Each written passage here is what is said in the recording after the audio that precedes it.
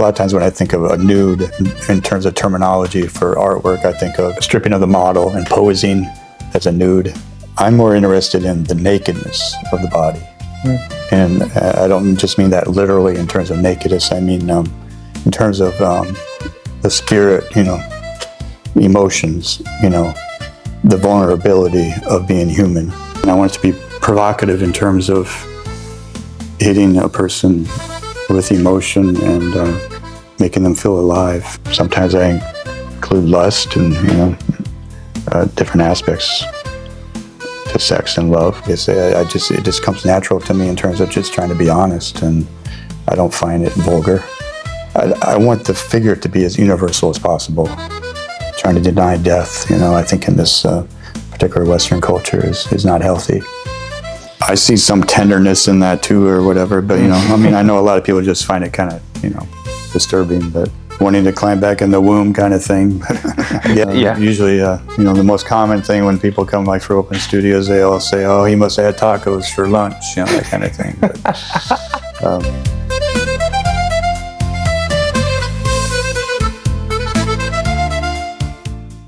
But, my name is Michael Hecht. I'm an artist who's lived here in New Bedford since 1998. So this I just refer to as sarcophagus. So there's the female figure on this side, and then there's also another stationary panel on the other side, which is the male figure.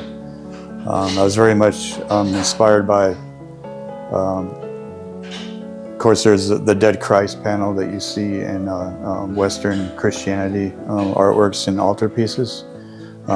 So that there's sort of a take on that, but I was also very much inspired by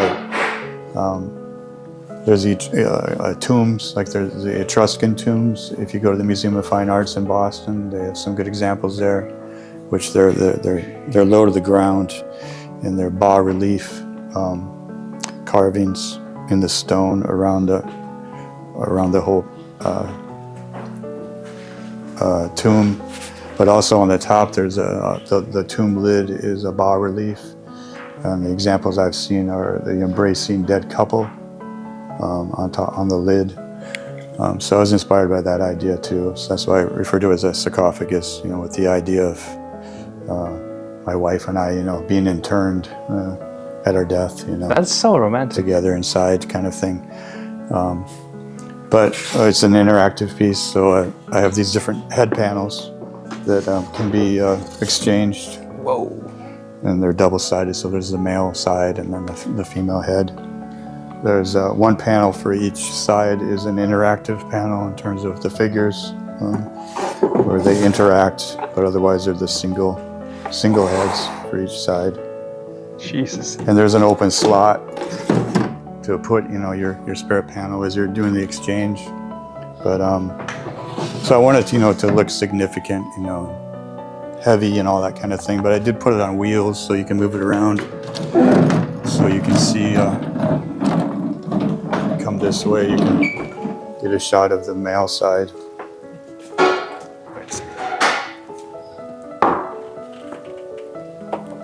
But again, you can exchange the head. Again, this is an example of, I wanted different states of, sort of emotive states. Whoa. Anguish,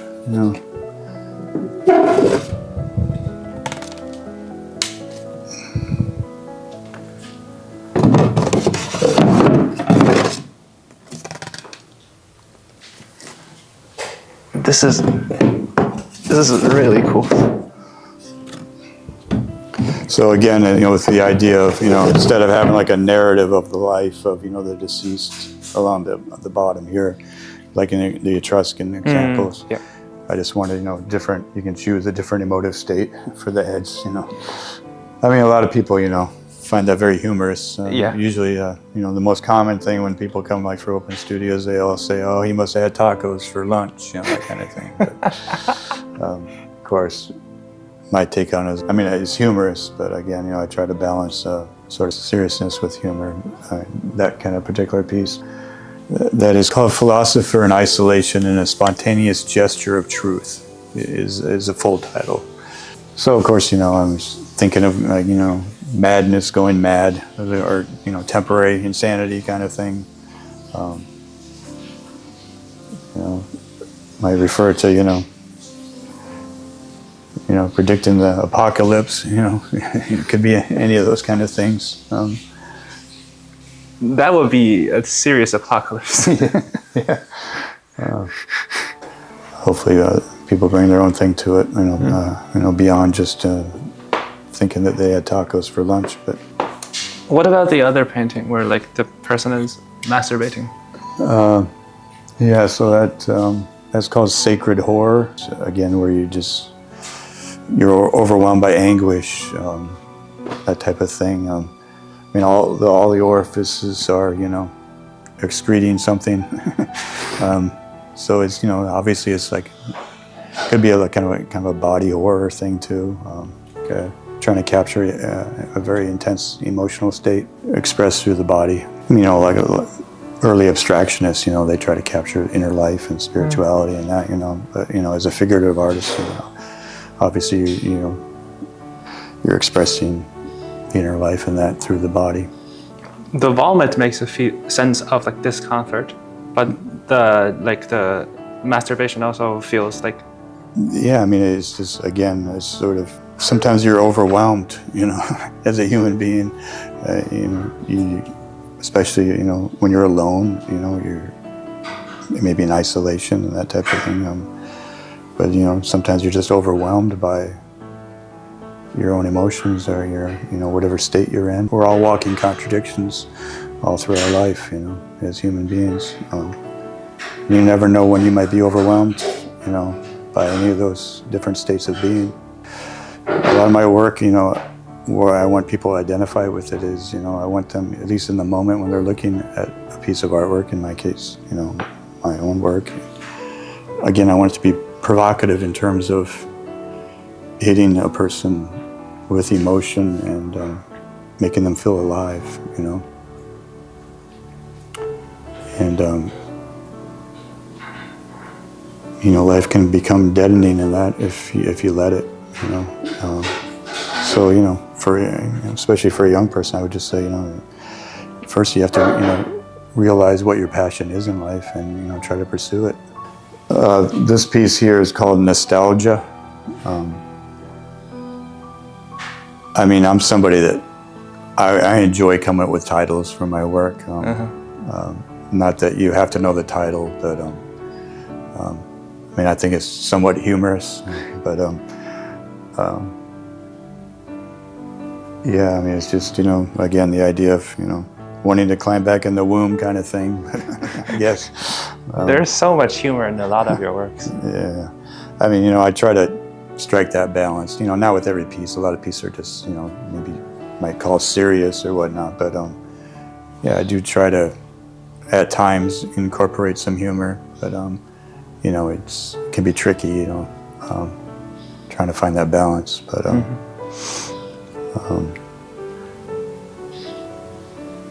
but yeah, I see some tenderness in that too, or whatever. But I know a lot of people just find it kind of, disturbing. But this is called a nocturnal awakening, or the physician. It's the idea of I adopted, the owl as my personal totem animal many years ago. So a lot of my work incorporates the owl, oftentimes as a self-portrait. Sort of a hybrid human-animal kind of thing, which was very traditional in terms of artwork, like from the Greeks and Roman period and that, earlier even. But I encountered the owl when I was very young, late teens, early 20s, and I just it coincided with the time that I was reading about totemism and that. And so I identified with the owl, sort of a symbolism in terms of personality and that. But so here's the idea of, again, it's sort of open-ended. Some people bring to it, they think that the owl is threatening, sitting on the human head there. But I always thought of it more as them being one, or again, more as a healer, actually. Can you talk about your style? So I'm a figurative artist, quite interested in, very much influenced by late 19th century artists, symbolists, Van Gogh and that, but earlier artists would be Rembrandt, Durer, those type of artists. What do you think of Francis Bacon? He's one of my favorite artists, 20th century. Yeah, I went through kind of a Bacon phase with my own work. Yeah, he was a big influence on me. Why do you paint sex? Because it's part of the human condition. I just try to be honest about what it is to be a human. I don't go out of my way to try to shock people or whatever. I mean, I think there's more shocking things on television in this day and age than artwork, but which is kind of ironic because usually it's artwork that people get upset about in terms of accusing artists of creating pornography, blasphemy, that kind of thing. But no, I just try to be honest about what it is to be a human, and sex is a big part of it. Why do you choose to put yourself as the character of your paintings? I mean, I don't consider my work to be self-portraiture per se. I don't consider them like traditional self-portraits. And I think my paintings generally have a very limited narrative, so I'm not really creating a narrative, presenting myself in a narrative in a self-portraiture kind of way. I am, but more in a private way. I think for the viewer, I'm not revealing something about. I am revealing something about my life, but I think that the idea for me is that making artwork very personal makes it universal, if that makes sense. So, I mean, using my own visage, and a lot of my work also includes my wife's resemblance, is just, the easy access to ourselves as models. And again, my work is very private kind of thing, when I'm making it, and I'm a cheap and, accessible model. But again, my hope is that when people read, look at the work, that the idea is that they're seeing something of themselves in it more than seeing some part of my personal life. I mean, my goal is to, like I say, the idea is to delve into my own inner world, but with the idea that I'm making the assumption that even as I get more personal, it becomes even more universal. It may not be aspects that people are in touch of, It may not, a certain percentage of the general public maybe are not in touch with, that part of their inner life, maybe, but I want to reveal it to them. And I want it to be provocative in that manner, but, I don't intentionally go out to shock people in terms of, the sexual aspect or anything like that. When it comes to nudity, how do you differentiate whether that's vulgar, something very vulgar, or if it's a piece of art? No, I personally don't find it vulgar. I mean, again, just for me, I'm, it might be a bit of a contradiction in terms of my personality. I mean, I'm kind of a shy, introspective person. I'm not, but when it comes to my artwork, like I say, it just comes natural to me in terms of just trying to be honest, and I don't find it vulgar, I mean, there's always certain taboos in society and our culture and stuff, in various cultures. But I think in artwork, for me, you shouldn't feel inhibited or, hold back in terms of, making art. So in a scenario, when Degas paints so many ballerinas and sometimes invite them to strip and paint them, what would be your saying on something like that? I mean, that's only natural. I mean, again, some people think that, you should create artwork that is of your time and, include the popular attire of the times, and be relevant to the time that you're living in, that kind of thing. For me, again, I want my work to be timeless and universal. So I've never really been interested in portraying, depicting the figure and, consciously wanting, to make it of my time. I think that it is anyway, just by nature. I'm living in this time. But I've always been more interested in the idea of timelessness with artwork. And there's some art that, is, like Degas or Manet, obviously, the attire of the time, is maybe dated or, is not of our time, but there's still universal, qualities to the artwork. I'm not saying that, it has to be a nude without clothes, in order to achieve that. But for me, I've just, so, there's a word nude, I think is what you used. So I a lot of times when I think of a nude in terms of terminology for artwork, I think of, an intentional, stripping of the model and posing as a nude. I'm more interested in the nakedness of the body. And I don't just mean that literally in terms of nakedness. I mean in terms of the spirit, emotions, the vulnerability of being human. And I think that is fitting with, and again, back to being universal. So I don't want the interruption of clothing. I want the figure to be as universal as possible. A friend of mine who's passed away, he was a local writer here. He wrote for the New Standard Times and that. And when he reviewed one of my shows, he referred to my figures as the everyman, which I really like. I think in terms of, again, he was talking about the fact that, you can't really look at my work in terms of being self-portraiture per se. It's, my figures sort of represent the everyman.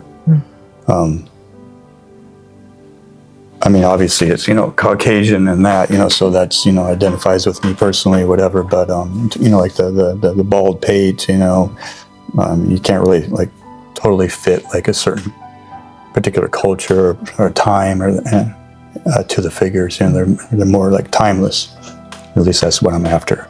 Is there a particular direction in like let's say like in the Renaissance, artists paint their face, like every person's face to be like contemplative, and I would say it's like very dumb because like everyone looks like blankly. So if there's like any direction you're painting your like facial expressions.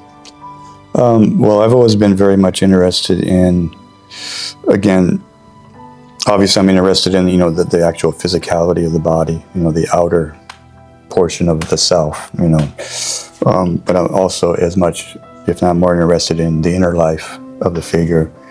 And of course, what comes with, a life lived is the peaks and the valleys, the ups and downs, the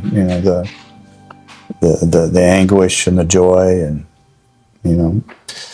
all the different emotions, that we go through on a daily basis and, throughout our life.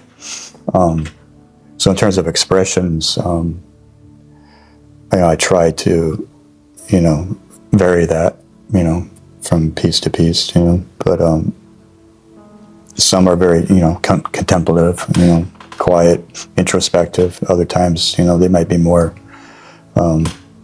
expressive. And how do you view death? Yeah, inevitable. It's, I guess I just go with the idea, death is there to keep us honest kind of thing, It's, people are lying if they say that they don't think about it. I mean, I think in this culture, a lot of what we try to do is try to avoid thinking about it and just try to convince ourselves that it's not going to happen to ourselves, everything from plastic surgery to, working out. I mean, there's, the aspect of just staying healthy, which I don't disagree with, but, trying to deny death, I think in this particular Western culture is not healthy. And so I think, that's another thing I suppose that some people find provocative about my work. I mean, I try not to shy away from the idea of death. What about the aspect of love and personal relationships? I'm sure that a lot of my work, I mentioned before, I use my wife's visage in my work a lot too. You might call her a muse or whatever, but so again, I am thinking about my personal life when I am creating the work and coming up with images. But again, I want her figure to be, universal as well. But we've been married for a number of years now, and so me personally, I've always been very much I was lucky to find the love of my life, and we're still together. And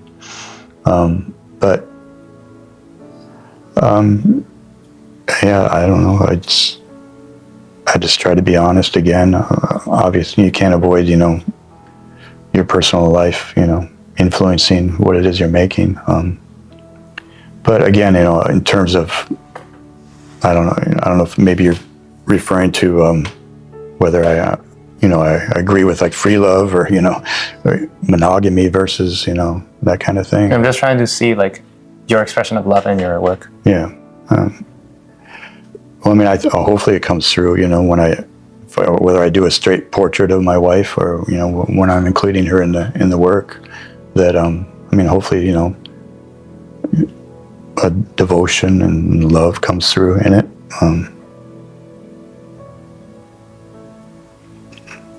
Again, though, I tried to, I don't go out to just, there's all different levels of love and sex and that, sometimes I include lust and, different aspects to sex and love, but, yeah. Why would lust be a topic? Well, again, it's undeniable part of being human, How would you face the controversy of doing that? Oh, well, I mean, that's their issue. Everybody as a viewer brings their own personal background, baggage, hang-ups, or not, to the work. I mean, that's a major part of the whole point of artwork, is that everybody brings their own personal self to it. That's why, my work is not overly narrative. It's like if there's a narrative to it, it's very limited. It's, I want it to be as open-ended as possible. Obviously I have my own sort of take on the work when I come up with the image, the idea, but hopefully, it's open-ended enough that people bring their own ideas and their own emotions and whatever state they're in at the time when they view the work, they're going to be affected by it, in different ways.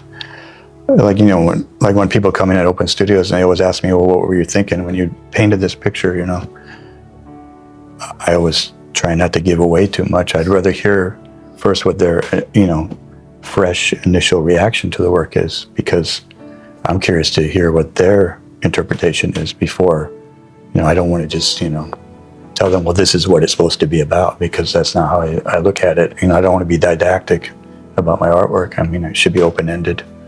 Again, I have my personal ideas and inspirations for the work, but that may not match with, the viewership, And it's going to vary from person to person, and that's how it should be, in my opinion.